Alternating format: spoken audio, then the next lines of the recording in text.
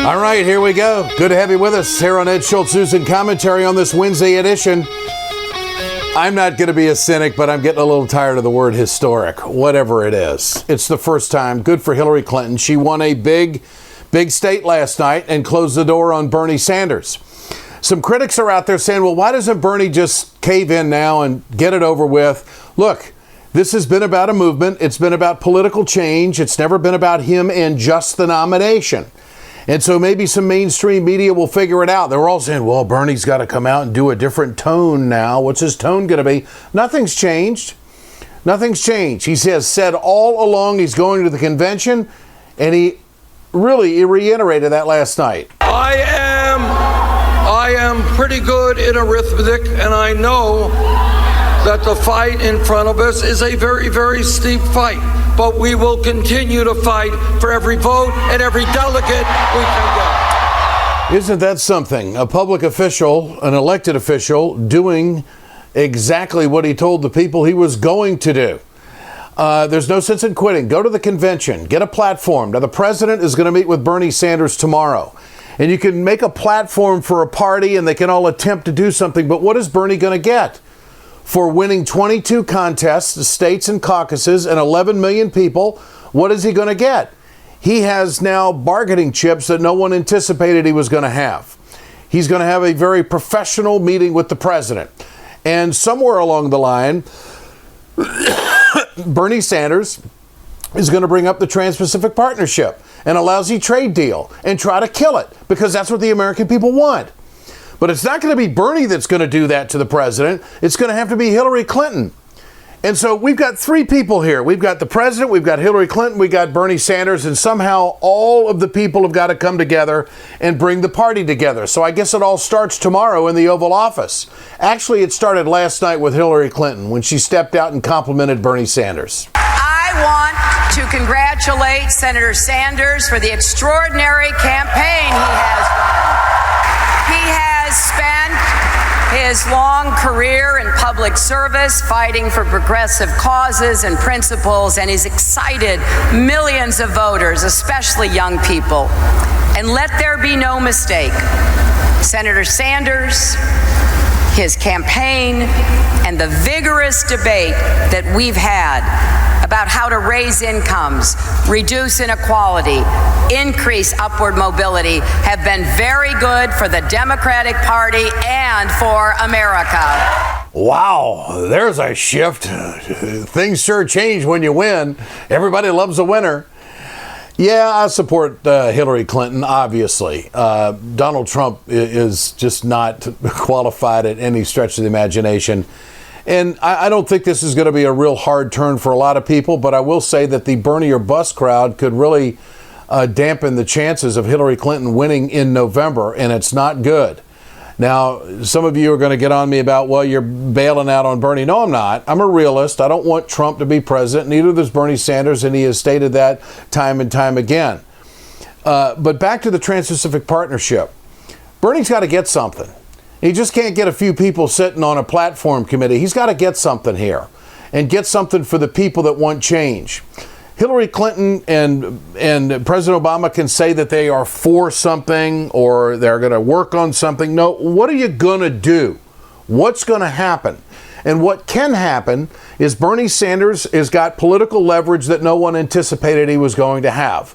It was supposed to be a coronation of Hillary Clinton. It's turned out to be the final Super Tuesday decision to put Hillary Clinton officially over the top. And of course, it won't be official to the convention, but we all know what the numbers are, and those super delegates aren't going to change. But Bernie keeps fighting on because he's true to his word. But what Bernie can do is go to Hillary Clinton and say, you know what? I'm with you on trade. You're with me on trade. We're together, right? We found our spot on this. It's the largest trade deal in the history of the country. It's 40% of the gross domestic product of the world. And you know what? It's going to screw American workers. It's going to gut American jobs. It's going to ship jobs overseas. And why is the president for it? So we got to change him.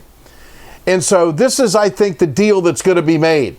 And it wouldn't surprise me a bit if President Obama softens his position on the Trans-Pacific Partnership, quits talking about it, quits promoting it, and gives a commitment behind closed doors that he's not going to push for it or sign it during the lame duck session. More with Bob Shrum when we come back on Ed Schultz News and Commentary.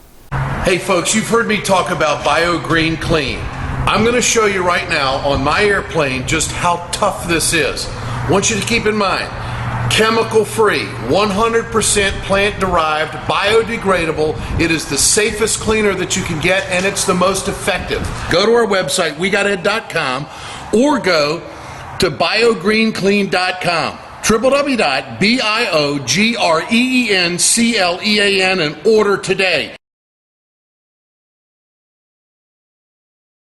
It's time to continue our conversation about mechanical insulation. Mechanical insulation is for the piping systems in our nation's commercial and industrial facilities. Facility owners are burning up billions of dollars through the lack of mechanical insulation on these piping systems. Call the iSave team. Insulation saves America valuable energy, and this team of energy conservation specialists is shovel-ready to save you money. Visit iSaveTeam.org to have a specialist give your plant an energy audit. We perpetuate a culture of crime all the way from Wall Street right down to the main street in our hometowns. It's worse than it has been since FDR took control of the problem and said we can't count on industry taking care of the American labor. They probably have already engaged into some type of criminal cover-up, and the law prohibits the government from even doing anything about it.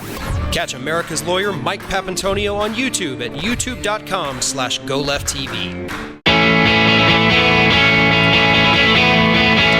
Before we get to all the Republican problems, let's put this all together on the Democratic side. Ed Schultz News and Commentary, good to have you with us here at WeGotEd.com, RawStory.com, and RingOfFireRadio.com. Bob Shrum, Democratic Strategist, Professor at USC, good to have you with us.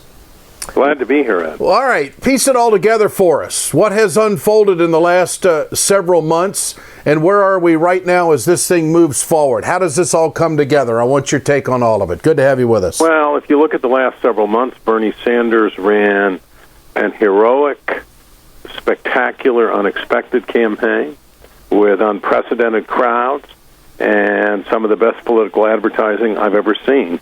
It was against long odds, and he fell just short.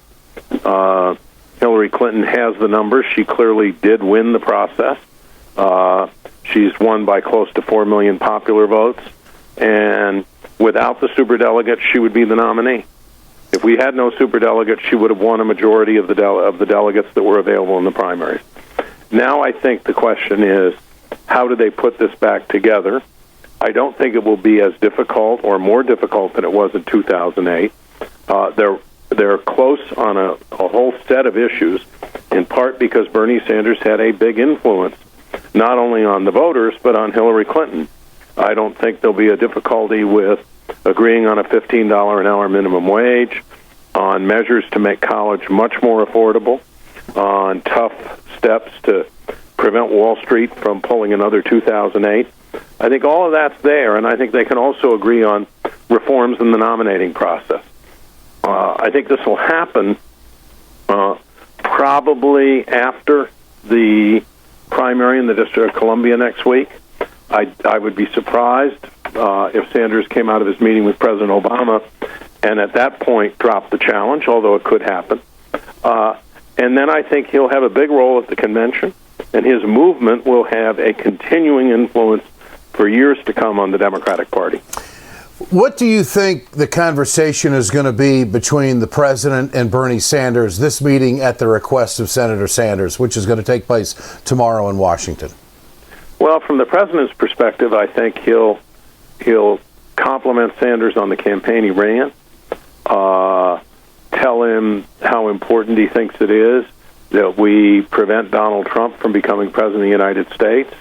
He's not going to explicitly tell him that he has to get out. He won't even implicitly do that.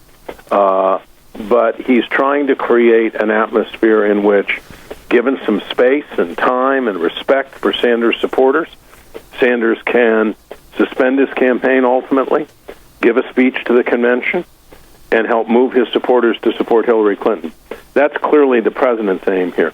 I think Sanders asking for the meeting is a real indication that he wants to begin this process, and he wants to make sure it's meaningful, that it's not just him stepping down, but it's him leaving his imprint on the Democratic Party. Doesn't Bernie Sanders have some political capital that no one anticipated he was going to have? I mean, he has immense political capital. Yeah, they have to listen to him, right? Yeah, yes, they have to listen to him, but this has to be a process of mutual respect. Sure. It's not pressure on him to get out or extortion from him as the price of getting out. This is recognizing, A, that they have a common adversary, and that adversary is Donald Trump. B, that they share a lot of goals, if not all goals, in common. I mean, Bernie Sanders would ban fracking. Hillary Clinton's position is that it ought to be tightly regulated, as it is not now. It ought to be limited. The whole process ought to be transparent. So they're not going to agree on everything, but they can agree on a lot of big things. Mm-hmm. And the issues before the country, especially the frightening prospect of having a Donald Trump presidency, are so big that I think that will bring them together. So it's not a question of him using his immense power to demand something. It's a question of them having a real conversation where there's mutual respect and where they come to an agreement on a whole set of issues. Bob Shrum, I'm curious, your thoughts. You're in California, a professor at USC. Was it media malpractice to announce that the presumptive nominee before the final Super Tuesday was Hillary Clinton? Do you think that suppressed the vote at all? And if you look at the vote totals in California, they're off compared to 2008. They're off by 30%. Yeah. What do you make of that? Well, first of all, the Clinton campaign was very unhappy about it. They wanted to win the nomination and secure the magic number with the votes of real people in real primaries yesterday. They didn't want a bunch of superdelegates jumping on the bandwagon at the last minute and the AP reporting that. Secondly, I don't think we will ever know, but it had to depress turnout somewhat, and I think it may also have persuaded a number of people who were thinking about Sanders to say, look, Hillary Clinton's the nominee, we have to beat Donald Trump, so we have to support her. So, yeah, I think it had an impact. Bernie Sanders has said all along that he's going to the convention. Well, he can still go to the convention and suspend his campaign. Now, last night he came out and said, we're going to fight for every delegate, fight for every pledged delegate, and next week is Washington, D.C., and then it's over. And then it's on to the convention. Would he not suspend his campaign until the convention? That's a possibility. I hope that doesn't happen. But if it does, I still think they will find a way to put this together and to agree on a whole set of issues. Look, that's what you say when you're still in a primary campaign. Yeah. You know, he got asked the question the other day, isn't it sexist to oppose a woman for president, which, by the way, I don't think it is sexist, and to prevent her from being nominated. But beyond the fact that it's not sexist to do that, that's also not the kind of question that you would ever answer when you're running in a primary. It's like saying to you, well, what if you lose tomorrow? What will you do? Your answer is, I'm going to win tomorrow. Mm-hmm. So, of course, Bernie Sanders is going to keep saying that he'll be there, that he'll fight on. He's trying to motivate his voters. Hillary Clinton said all of this just 4 days before she suspended her campaign in 2008. So I think there's a good chance that he will suspend. He may go to the convention. She did, by the way, even after she suspended. There was a roll call, and she interrupted the roll call and moved his nomination by acclamation. Mm-hmm.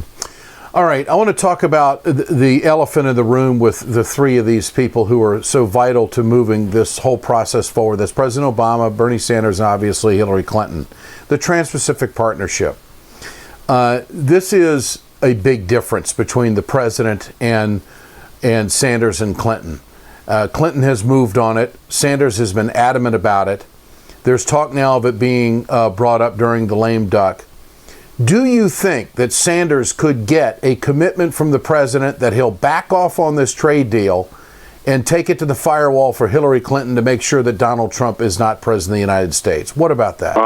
No, I don't. I don't think the president would do that. I think he's very committed to the Trans-Pacific Partnership.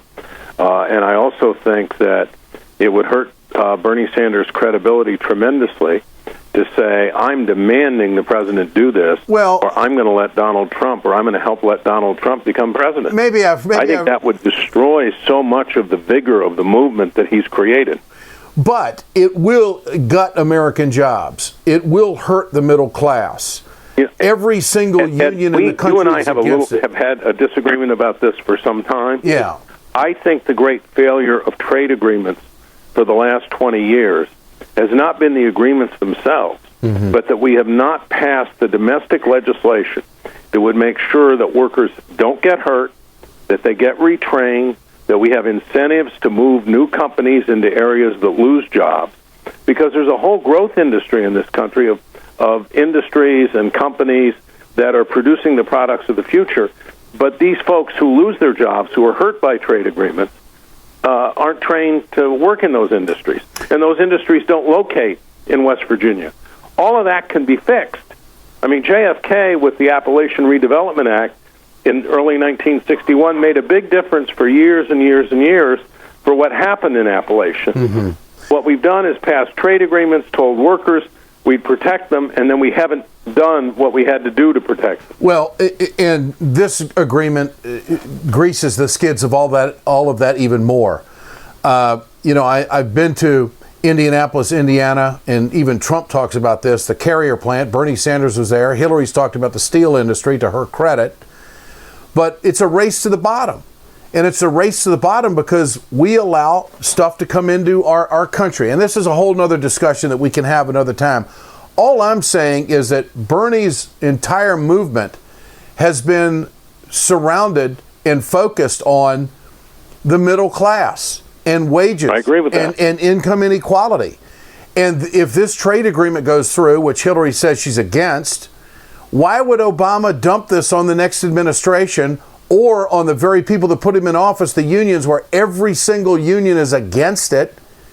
I'm really bewildered by his position on this. Well, I think he would say two things to you if you were to ask him. First, this is a trade agreement that, unlike many others, has a series of protections, however imperfect, in terms of the environment, in terms of wages to prevent a race to the bottom, and that opens up markets to American goods. A lot of our growth since the 2008 collapse has come from exports. We have to be able to export in order to grow this economy. No doubt. But that doesn't mean that you just write off these workers, that you forget about them, that you don't care about them. Why don't we have a tax incentive to put a high-tech plant or a high-tech industry into rural West Virginia and to train the folks there, especially the people who are under 45, to train those folks so they can work there, instead of using a lot of H-1B visas. This is all about finding emerging markets and cheap labor. Carrier made $7 billion net profit last year. Why do they have to leave America? Because they want more money. I don't think they necessarily should, and I think that's another issue where we should have penalties in the tax code for people who simply choose to pick up and leave the country. Okay. I mean, these corporate inversions are outrageous. That doesn't mean that we shouldn't create a trading area in the Pacific that will not be dominated by China, which would be disastrous for us, but where in one of the fastest growing areas be able to sell goods. We will be able to make goods in America and sell goods overseas. Okay. We have to do that. I was involved in Dick Gephardt's campaign, which was called Protectionist. And what we were saying was we want labor, environmental, and human rights standards in these treaties, and we want the markets open to American goods. Because what was happening then was we had trade agreements where we let their goods in, but they wouldn't let our goods in. And we haven't had one trade agreement at least remedies that. Yeah. Well, you and I disagree on this. We do disagree on it, and I guess my political point is that I guess as a Sanders supporter, but someone who wants to see Hillary Clinton win the White House now, this is a big deal, and this is going to be a real problem for American workers and the middle class down the road. And I would like to see Bernie Sanders use his political capital in the discussion to try to swing the president away from something that his own party doesn't even want. So we'll see. I just don't think that you can blackmail the president of the United States it's that not way, blackmail. and I don't think it will happen. You call it blackmail. I would call it negotiation. Bob Shrum, always great to visit. Okay, thanks, Ed. Thanks Bye. thanks so much. Bob Shrum, Democratic Strategist, Professor at USC. This is Ed Schultz News and Commentary, brought to you by Communication Workers of America, Alliance for American Manufacturing, BioGreen Clean, and the iSave team.